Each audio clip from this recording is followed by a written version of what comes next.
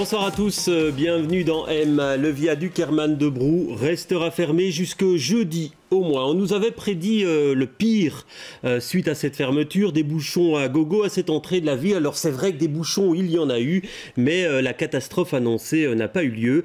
Alors certains aujourd'hui posent ouvertement la question, pourquoi ne pas s'en passer définitivement de ce viaduc et pourquoi pas dès maintenant?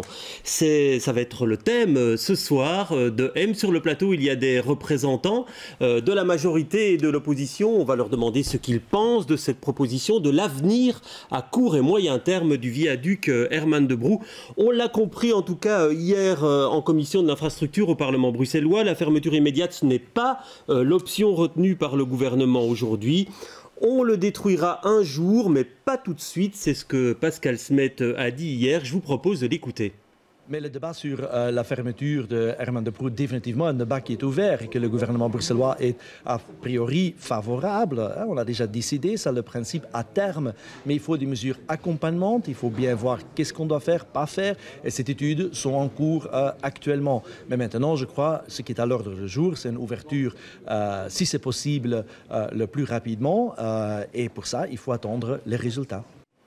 Bonsoir Céline Delforge, vous êtes députée bruxelloise écolo. Vous êtes un petit peu déçue de cette attitude du gouvernement. Vous pensez qu'on aurait pu aller plus loin dès maintenant ? Mais complètement, parce que de deux choses l'une, soit on peut rouvrir le viaduc moyennant quelques travaux de faible coût, mais ça s'appelle être très optimiste, soit on découvre, et c'est quand même un peu ce qui s'est passé avec les tunnels, que pour que ce viaduc soit réellement sécure pendant un temps certain, il faut dépenser beaucoup d'argent. On sait, et ça a été répété, que ce viaduc est condamné à terme. Et donc la question c'est, est-ce qu'on va être assez débile pour dépenser des dizaines, voire des centaines de millions, pour rénover quelque chose dont on dit qu'on veut le détruire, ou est-ce qu'on va avoir l'intelligence d'enfin arrêter d'être en retard par rapport au reste du monde et opérer immédiatement un aménagement s'il s'avère qu'on ne peut pas rouvrir rapidement et moyennant un coût très faible ce viaduc. Voilà, la question est posée. Didier Gozan, bonsoir. Vous êtes ministre bruxellois et aussi bourgmestre empêché d'Oderghem, qui est concerné au premier chef par cette fermeture. La question est assez franco. Est-ce qu'on va être assez débile pour dépenser des dizaines de millions pour conserver ce viaduc si c'est nécessaire? Vous me posez la question à quelqu'un qui a lancé le débat en 2006, seul contre tous, soit dit en passant. Pour réaménager en boulevard urbain. Ce gouvernement a pris la décision d'inclure pour la première fois dans sa déclaration que c'était l'option future. Les aménagements de ville, les entrées de ville doivent être aménagées en boulevard urbain. Et donc c'est clair que s'il y a des investissements importants à faire dans ce viaduc, eh bien nous ne le ferons pas. Et nous penserons à devoir aménager en boulevard urbain. Où est-ce qu'on va mettre la limite, Didier Gozan? Laissez d'abord les études techniques arriver, mais c'est clair qu'en termes d'investissement au coût, c'est irrationnel d'aller mettre de l'argent dans une infrastructure qui probablement, dans quelques années, devra être remplacée par autre chose. Le tout aujourd'hui, c'est de le faire avec méthode. Ça ne sert à rien d'ajouter encore des chantiers à tous les chantiers, de le faire alors que nous n'avons pas les moyens budgétaires. Le problème de la démolition du viaduc, ce n'est pas sa démolition. C'est évidemment d'abord que cela, c'est la paralysie totale, il faut le savoir, mais c'est les coûts d'aménagement sur plus de 800 à 900 mètres. Donc c'est de gros chantiers. Et il faut donc d'abord réfléchir à quel aménagement on veut. Donc, pas de précipitation. La priorité aujourd'hui, c'est de pouvoir voir d'abord les études techniques, voir ce qu'on peut faire. Si on peut le réouvrir moyennant de faibles coûts, il faut le faire, bien évidemment, mais il faut être raisonnable. Donc c'est la législature prochaine, c'est ça que vous dites aujourd'hui? Ce sera durant la prochaine législature? Depuis un an, nous avons lancé un plan d'aménagement, de développement avec la commune, avec les différentes parties prenantes, à l'initiative de M. Vervoort, de repenser tout cet aménagement de ville. Mais cette étude n'est pas encore terminée. C'est vrai que nous sommes pris de court, mais il faut le faire avec méthode et avec raison. Et surtout, ne pas s'emballer dans ce dossier. Voilà, je crois que on est ici devant une situation de crise. Ne précipitons pas les échéances, même si moi, à titre personnel, depuis 2006, je dis qu'il faut penser au réaménagement de la ville. Alors Boris Diliès, bonsoir. Vous êtes Bonsoir. député bruxellois MR. Vous êtes sur la même longueur d'onde que Didier Gauzoin, ou alors finalement, quand on a vu, c'est vrai, on nous annonçait le chaos, on voit que les gens finalement ont pris d'autres habitudes, on voit que des mesures d'urgence ont été mises en place. Est-ce qu'on ne pourrait pas, selon vous, dès maintenant, se passer de ce viaduc ? Mais je pense que ce serait, à mon avis, assez inconscient de se dire qu'après 2 jours, en se disant que finalement les choses ne vont pas si mal, eh bien, ça suffirait en termes d'études, si je puis dire, pour se dire que, eh bien, ce viaduc, après tout, il ne servirait à rien ou pas à grand-chose. La réalité, c'est qu'aujourd'hui, on sait qu'il y a 25 000 véhicules qui l'empruntent chaque jour dans les deux sens, dans chaque sens. Donc, certes, il a une utilité. Moi, je ne suis pas, si vous voulez, un maniaque de ce viaduc. Je constate par ailleurs qu'on a une véritable série noire au niveau des infrastructures à Bruxelles et que la mobilité, effectivement, est une catastrophe. Donc ça vient, selon moi, ajouter des problèmes à ceux qu'on a déjà connus. Pour autant, il ne faut pas, effectivement, se lamenter et rejeter la faute sur l'un ou l'autre. La réalité, c'est que ce viaduc, il a une utilité. Mais il faut d'abord savoir effectivement combien ça va coûter. Moi, je suis bien incapable aujourd'hui de vous dire effectivement combien va coûter la rénovation de ce viaduc. Ouais. Donc ça, c'est un premier élément. Il est évident que si on part effectivement dans des millions ou que sais-je, ou plusieurs dizaines de millions, je n'en sais rien, qui coûteraient aux contribuables, là, à ce moment-là, effectivement, il y a urgence de se poser la question et de savoir ce qu'on fait sur le long terme. Mais ici et maintenant, il est évident qu'il faut que ce viaduc puisse réouvrir. Mais d'abord, encore faut-il savoir combien cela va coûter. Oui, alors Véronique Jamoul, jusqu'où vous êtes députée bruxelloise EPS dans la majorité, jusqu'où placer la barre du coup et se dire finalement ça vaut la peine de continuer à investir dans ce viaduc. Est-ce que vous avez une idée de cela aujourd'hui ? On n'a aucune idée pour le moment puisque on attend le rapport d'expertise des ingénieurs. Donc on ne sait pas. Moi, ce que je pense que c'est effectivement l'occasion, et le PRDD le prévoit, donc, le plan régional de développement durable. Je pense qu'il faut qu'on repense, c'est l'occasion jamais de repenser, et le gouvernement a commencé à le faire, hein, Monsieur Gauzoin l'a dit avant, de vraiment repenser la mobilité dans la ville de manière plus correcte, et pour les naveteurs, parce que je pense que c'est pas très gai de passer des heures dans la voiture et pour venir travailler. Je crois que on a autre chose à faire il y a de tels embouteillages actuellement. Mais le fermer dès maintenant, pour vous, ça vous semble donc, pas moi, je pense possible? Que c'est l'occasion de repenser. Et puis il va falloir voir les coûts. C'est pas dit qu'il faille le faire tout de suite, mais je pense qu'il faut qu'on s'y attache sérieusement avec les études qui doivent être faites, parce qu'effectivement, on dit Reyer, ça a coûté 3 millions. Oui, mais seulement la destruction. Puis après, il y a tout le reste. À Oudergem, je ne pense pas qu'on ait envie, après la balafre du boulevard, de garder une balafre. Mais vous me le disiez juste avant l'émission, les rues de Oudergem sont plus tranquilles depuis quelques jours. Oui. Oui. Et donc c'est une bonne nouvelle pour les habitants, cette fermeture, finalement. Pour les habitants d'Oudergem.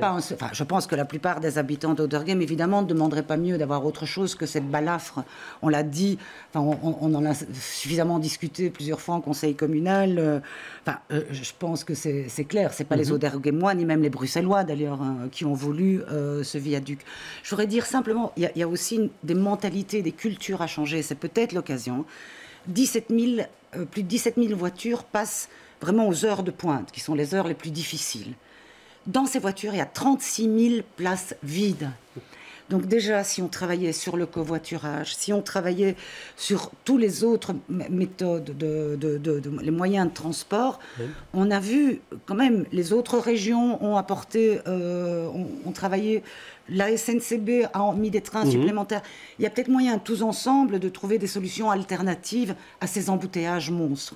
Alors Julie De Groot, bonsoir, vous êtes députée bruxelloise CDH. Alors on a vu la majorité divisée sur beaucoup de dossiers ces derniers temps. Ici, on est sur la même longueur d'onde sur oui à la destruction, mais pas maintenant. Alors on est sur la même longueur d'onde sur le constat. C'est que le viaduc Herman de Brou a vocation à être détruit, et il sera détruit. Il sera détruit. C'est sûr que c'est pas seulement une balafre, ne fût-ce que esthétique, mais c'est aussi un vomissement dans la ville. C'est ça, le vomissement où on devait, la ville, penser comme une ville à la fois utile, utilitaire, où on devait arriver le plus vite possible à son lieu de travail. Donc le viaduc sera détruit. quand, et on est tout à fait sur la même longueur d'onde, quand, demain au gouvernement, on va savoir, le ministre Gozouin est là, on va savoir combien ça coûte, mais surtout, quel est l'état réel de stabilité et du béton. Et donc, si on peut maintenir, par exemple, une petite file ou est-ce qu'on peut maintenir partiellement, on va le savoir assez vite demain. Et deux, c'est vrai que, je crois que le ministre Gozouin a bien dit, il faut faire une distinction entre urgence et précipitation. Il ne faut pas avoir de la précipitation, tout d'un coup se dire qu'on va régler ça en plus des très très grands chantiers auxquels tout d'un coup on a dû faire face. Mais il y a urgence. Alors il y a urgence pour avoir une véritable nouvelle politique de mobilité. Ouais. Et cette politique-là, elle ne peut se passer que de façon transrégionale et que de façon concertée avec tout le monde. Donc voilà, ça c'est notre leitmotiv depuis très longtemps, c'est de dire il faut des assises de la mobilité. Oui, alors c'est vrai que Charles Michel a annoncé un comité de concertation exceptionnel à propos de la mobilité, donc ça va dans le sens de ce que vous souhaitez, de ce que vous demandez. Si je peux dire, parce que c'est très bien, et franchement dit, c'est normal. Enfin, c'est normal que le Premier ministre ici dise il y a urgence, on doit mettre tout le monde autour de la table, il faut ce comité de concertation. La vocation du comité de concertation, par ailleurs, c'est de régler des problèmes ponctuels. Ici, nous demandons un lieu permanent de concertation, y compris avec des administrations, des experts, des associations d'environnement, protectrices de l'environnement ou d'usagers. Donc, quelque chose de plus permanent. Vous êtes toute seule à demander la fermeture immédiate, et en tout cas qu'on ne rouvre pas le viaduc. Non, si moyennant des coûts faibles, on le réouvre, c'est très bien. Mais moi, j'hallucine parce qu'en fait, ce qui est fort probable, si on se dirige vers un scénario tunnel, c'est qu'on ne le rouvre juste pas. Parce qu'il n'est plus en état d'être rouvert, sauf gros travaux. Et c'est là que je rigole un peu en disant il ne faut pas se précipiter. Non, ça c'est clair qu'en matière de mobilité, dans cette région, on ne se précipite pas. Le risque est faible. Mais donc, il faut quand même réfléchir. Qu'est-ce qu'on fait là aujourd'hui? Il est fermé et rien ne dit que demain il réouvre. Alors c'est vrai, comme tout le monde, on attend de savoir. C'est une éventualité qu'on envisage. On a invité Pascal Smet ce soir, mais il ne pouvait pas être sur le plateau. Est-ce que c'est sur la table du gouvernement l'idée qu'on n'arrivera pas à le rouvrir, qu'on ne pourra pas le rouvrir? C'est clair que s'il y a des problèmes de stabilité graves, ça veut donc dire qu'il faut faire des investissements très importants. Et donc c'est évident que nous n'allons pas être fous à rouvrir un viaduc qui risque de s'écrouler. Est-ce que cela signifie qu'ayant appris cette décision, apprenant cette information jeudi, qu'on lance un marché de démolition pour démolir le viaduc dans un mois. Mais non, on doit réfléchir d'une part à l'organisation générale des chantiers, aux entrées de ville. On doit réfléchir avec les autres régions pour avoir des alternatives de mobilité. Moi, je me réjouis qu'avec Herman de Broe, en un claquement de doigts, on ait eu des bus à grande capacité, des plus grandes fréquences, des trains à plus grande capacité, des plus grandes fréquences. Et c'est ça qui fait dire à certains que quand il y a une urgence, on peut collaborer entre régions et amener des solutions. Si demain, nous devons constater qu'on ne sait pas le rouvrir, j'ose croire que ces offres vont être maintenues. Donc, en tout cas, il y a cela. Il y aura le travail sur le covoiturage. Et puis, il y a le travail sérieux en concertation avec les habitants, avec les associations concernées. Qu'est-ce que l'on va faire de tout cet axe? C'est un axe de plus de 800 mètres. Ça va nécessiter de grands aménagements, en ce compris au carrefour du Souverain. Alors, c'est vital. Faisons attention. Ne nous précipitons pas. Au contraire, je trouve que parfois en mobilité, je le dis, je ne vais pas être discourtois à l'égard de mon collègue, mais peut-être qu'on va trop vite. On va trop vite et on ne pense pas et on ne réfléchit pas aux conséquences que ça peut avoir. Cette ville ne doit pas être utilitaire au service de la voiture, mais on doit se rendre compte que le déplacement de voiture est une réalité et il est temps quand même de prendre la mesure de l'impact des décisions que l'on prend.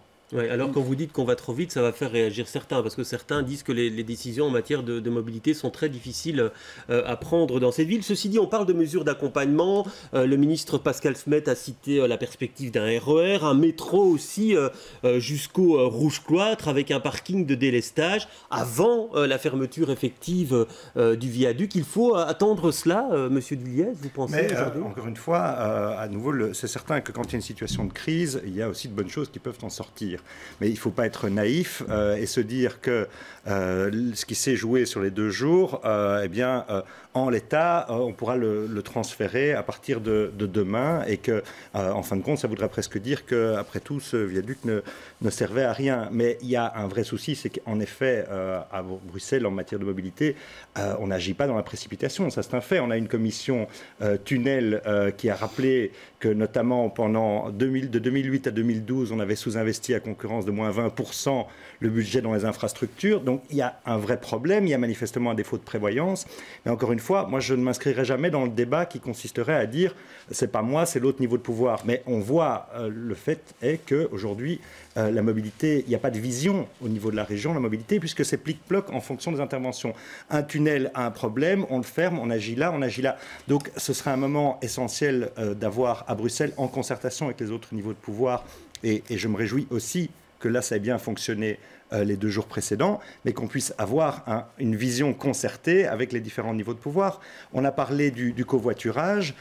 Là, on sera tous d'accord, évidemment, pour dire que le covoiturage doit exister. Encore faut-il savoir comment on va le mettre en place, parce que le covoiturage, en matière d'incantation, ça ne suffira pas de dire utiliser le covoiturage. Il faut, d'une part, effectivement, qu'il y ait une vraie volonté, mais aussi des incitants, selon moi, pour le covoiturage, pour faire en sorte qu'on arrête de se retrouver avec 3 voitures sur 4 avec une seule personne dedans.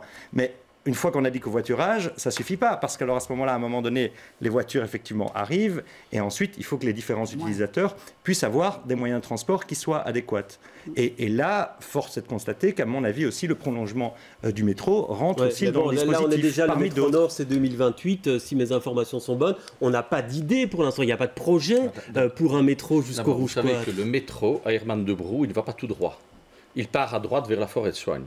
Et heureusement, les Auderghemois se sont battus dans les années 70 parce que l'idée, c'était de faire passer le métro à travers la forêt de Soigne. Donc en réalité, il ne va pas tout droit, il tourne à droite, le métro. Ça veut donc dire que c'est... Donc, voilà, moi je dis, on ne va pas ici et en 3 jours inventer, tout résoudre. Quand je parlais de précipitation, je veux dire par là que d'aucuns trouvent quand même qu'il y a beaucoup de chantiers actuellement à Bruxelles et que donc on ne va pas encore dans la précipitation rajouter une difficulté majeure. On doit réfléchir et être sérieux. Et Dieu sait si je le dis, puisque moi depuis plus de 10 ans, 12 ans, je plaide pour cette réflexion. Aujourd'hui, on va y être contraint. Eh bien, tant mieux dans l'intérêt de la région, tant mieux dans l'intérêt des Auderghemois, et je dirais tant mieux dans l'intérêt de la mobilité. Mais Véronique Jambou, vous me demandiez la parole. Moi, je crois que c'est vraiment l'occasion d'y réfléchir plus que sérieusement et d'avoir aussi les concertations. Il y a les habitants d'Auderghem, mais pas seulement. Il y a aussi les acteurs économiques qui sont situés, entre autres, tout le long du Et là, on nous dit la prochaine législature, donc en principe, il doit avoir disparu en 2024, ce viaduc. C'est ce que Pascal Smet a dit hier en commission. Oui, c'est prévu. Je suis quand même un peu étonnée quand j'entends il ne faut pas se précipiter, il y a plein de chantiers en cours. On ne fait pas n'importe quoi. Je veux dire, entre le moment où on décide de passer à autre chose et le moment où il y aura le premier coup de pelle, on sait déjà évidemment que les chantiers en cours seront terminés. Et donc, quand j'entends le ministre Smet qui dit on ne décidera pas de la démolition sous cette législature, ça veut dire qu'avant 1 an et demi, on ne décide pas. Et donc, c'est ce qu'il a dit. Moi, je suis en commission, et c'est ça qu'il a dit. Il a dit qu'on ne démolira pas, parce qu'on doit d'abord décider des aménagements, et ça me paraît être raisonnable et sérieux. Et donc, ça veut dire qu'on ne prend pas de décision pendant 1 an et demi, et potentiellement... La décision est inscrite dans le PRDD, et elle est inscrite dans la déclaration de politique régionale. C'est la première fois qu'une déclaration de politique régionale implique que nous allons retravailler les aménagements de ville. C'est le premier gouvernement, excusez-moi, qui inscrit... Pas du tout. Il y avait déjà des plans qui étaient inscrits. Pas du tout. Si ça avait été avant, je l'aurais su à l'époque comme bourgmestre. Non, j'étais, hélas, Auderghem était seul pour cette partie-là à se battre. C'est la première fois que ce gouvernement inscrit ça. Et c'est une fort bonne chose, parce que c'est une vision d'avenir qui se retrouve dans toutes les villes, et on est d'accord là-dessus, vous aussi, et donc faisons cela maintenant correctement. Oui, Didier Gozin, pour qu'on ait une date, 2024, Enfin, c'est la... écoutez, Non, mais on a dit faut être prochaine sérieux. législature, Oui, donc c'est 2024. Bien entendu, Ouais. on va voir, on va chiffrer, on va voir les moyens, on va voir si on sait prolonger le métro, faire un parking de dissuasion, tout ça, c'est des dizaines de millions. Donc Il faut trouver les moyens vous financiers. vous engagez pour 2024 par rapport à cette mais si c'est à titre personnel, moi je m'engage depuis Non, 2006. mais c'est la date qui a été... Le plus vite possible, mais de manière raisonnable et modérée. Mais le plus vite par rapport à des chantiers comme cela, ça ne se fait pas d'un coup de Et donc, cuillère à qu'est-ce qu'on peau. fait si on ne tout. sait pas rouvrir si on ne peut pas rouvrir le viaduc rapidement, on attend et on ne fait rien. Attendez, non, pas on du a tout. pas dit ça, Aujourd'hui, Madame Delfort. l'entrée n'est pas fermée. Hein. L'entrée n'est pas On n'a fermée. pas dit ça, Vous savez, Madame Delfort. depuis que je suis tout petit, je vois cette balafre. Alors, elle peut encore rester 2 ans devant moi, en sachant qu'on travaille à un bon aménagement. Vous savez, moi, je ne suis pas un obsessionnel, moi. Hein. Non, je pense qu'il faut... Personne ne dit qu'on va rester les bras croisés et tout le monde dit qu'il y a urgence. Tout le monde, évidemment.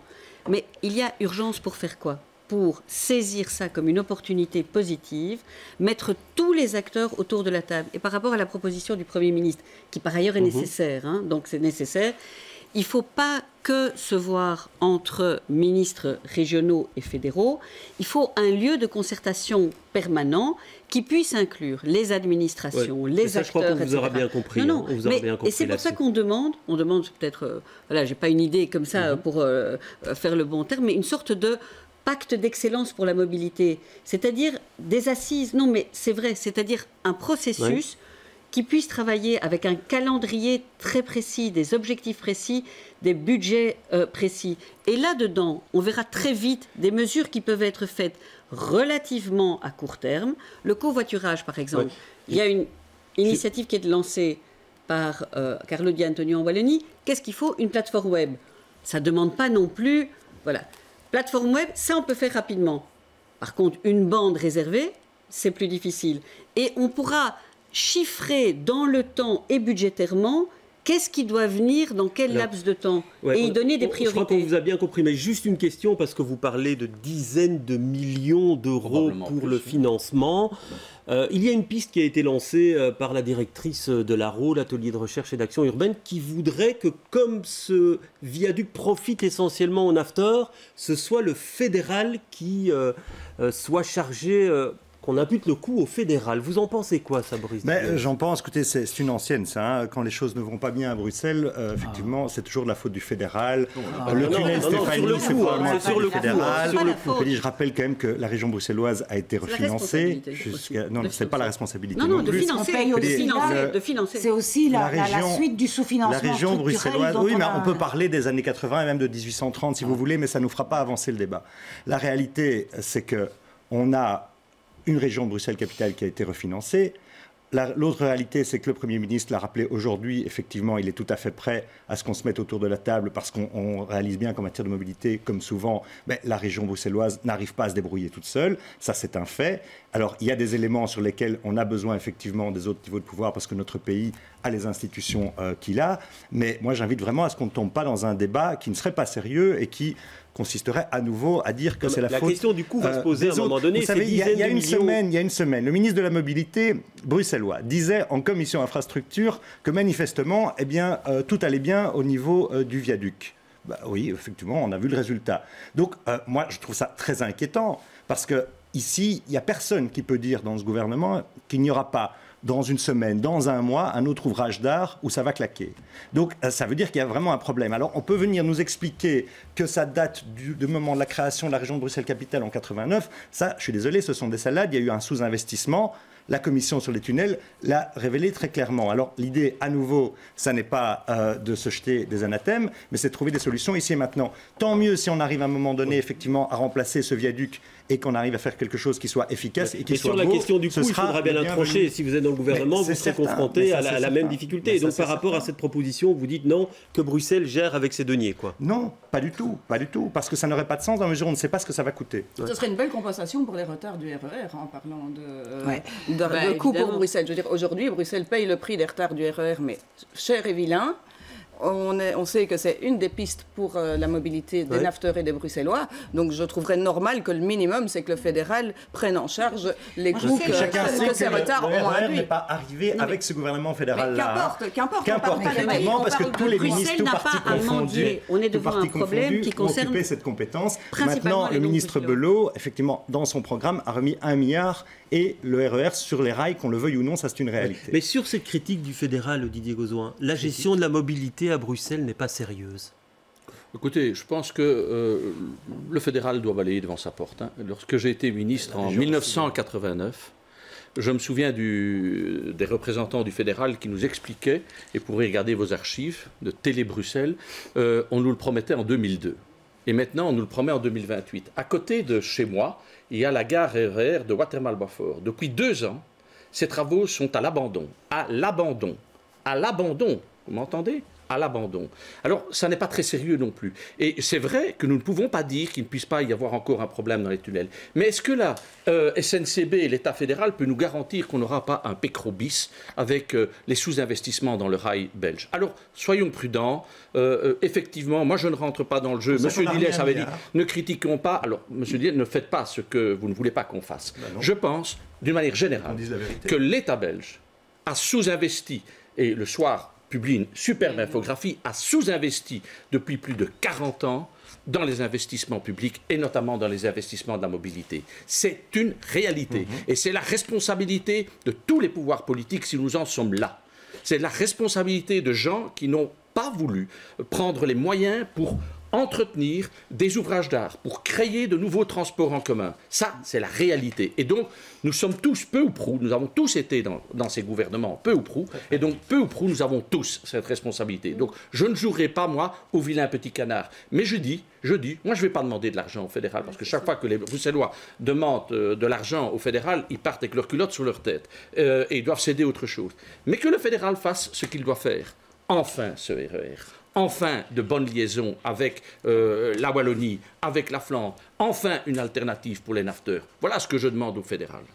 Alors, juste une question, puisque l'imagination est au pouvoir pour l'avenir de ce viaduc. On a vu Arnaud Pinksteren qui proposait une promenade verte sur le viaduc. Ça vous paraît vraiment sérieux, ça, comme proposition? Ça me paraît pas la meilleure solution en termes de récupération d'espace, mais évidemment on peut toujours faire beaucoup de choses en attendant la destruction, parce que si ce viaduc ne peut pas être détruit rapidement mais qu'il doit rester fermé, ce serait dommage de le laisser en friche et de n'en rien faire. Donc à titre transitoire, c'est une possibilité. Maintenant, ce qu'on sait, c'est que si on détruit le viaduc, qu'on retire le viaduc, fatalement, il y a de l'espace en dessous qui peut être récupéré. Aujourd'hui, on ne va quand même pas dire que c'est un espace de qualité.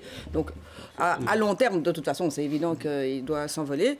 Et à court terme aussi, d'ailleurs, parce qu'on ne va pas garder ça éternellement. Ça n'empêche pas qu'on se la joue à la berlinoise et qu'on fasse des plaines de jeux, des pistes de skate. En attendant, c'est... En attendant, d'accord. Ben voilà, c'est là-dessus qu'on va terminer ce débat. On attend, nous, en tout cas, avec impatience, jeudi, pour savoir si ce viaduc pourra être rouvert en attendant de connaître la date sur sa destruction. Merci d'avoir assisté à ce débat. Merci à vous de l'avoir suivi. Je vous retrouve demain avec beaucoup de plaisir.